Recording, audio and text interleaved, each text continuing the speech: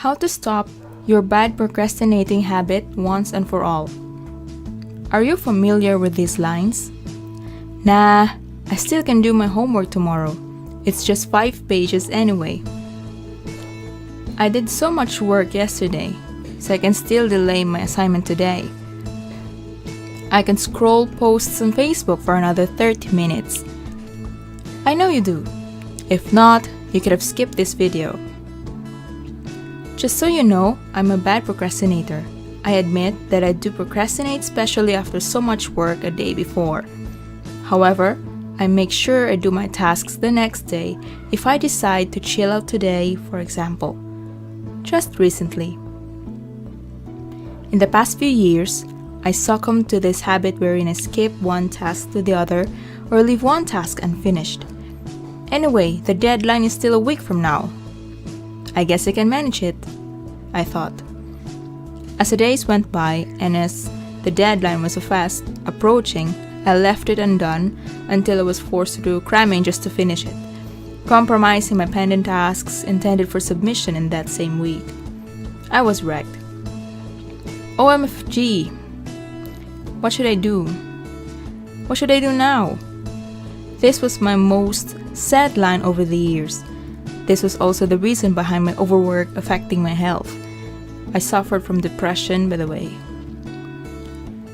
When I started to fight it as much as I could, I realized that I need to do something with my bad procrastinating habit. I know I have to make conscious efforts to live a healthy, working lifestyle for my mental health. This led me to make a huge leap of faith and reprogrammed my mental software through different methods, and one of them is my all-time favorite. So, how to stop procrastinating? There are 2 sets of coping strategies: the active coping strategies, or the ACS, and the proactive and the most effective and the bravest coping method. Second, the passive coping strategies, or the PCS. In this video, I'll focus on the active coping strategies since it's the most advisable than the other one. So let's talk about the active coping strategies, or the ACS. Or number 1, procrastination bulldozer method, or your ability to deal with the root cause of your bad procrastinating habit. It's one of the rising techniques nowadays when it comes to dealing with your temporary enjoyment over productivity. By simply identifying the activities that distract you from doing something that brings good, you can simply eliminate possible distractors that hinder you from achieving your daily goals. Number 2, emotional freedom technique, or the EFT. It requires counseling interventions to handle this method. You probably need a counselor or a therapist to benefit most of this technique, though you have a lot of resources on YouTube as a guide.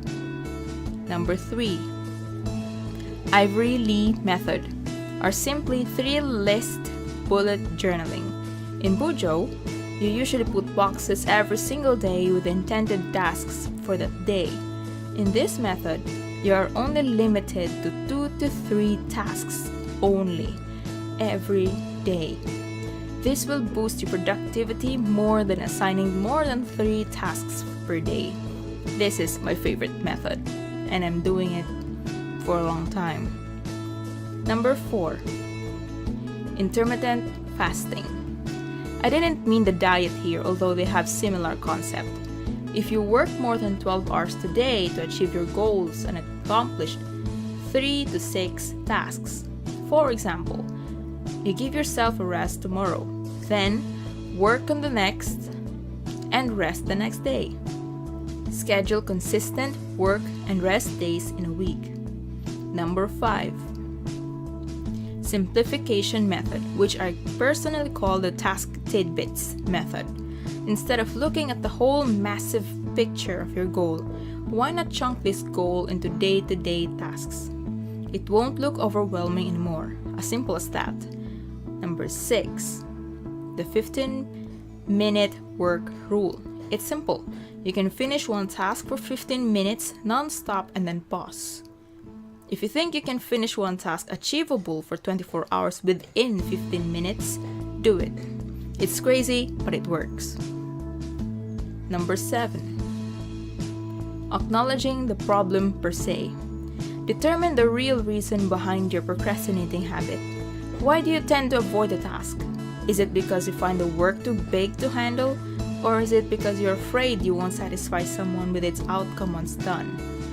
Most of the times, procrastination roots from your subconscious fear. Number 8.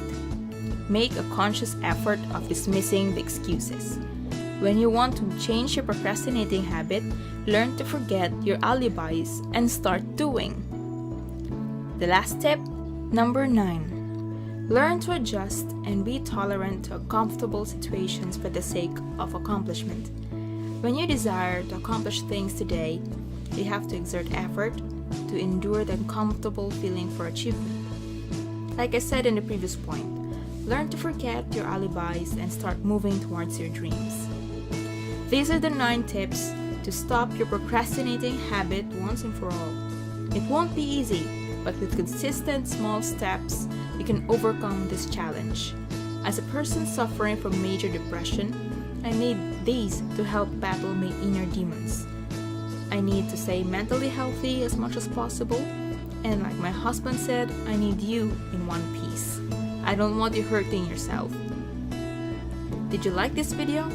If you do, click thumbs up and share these tips to your family and friends. I really appreciate it a lot.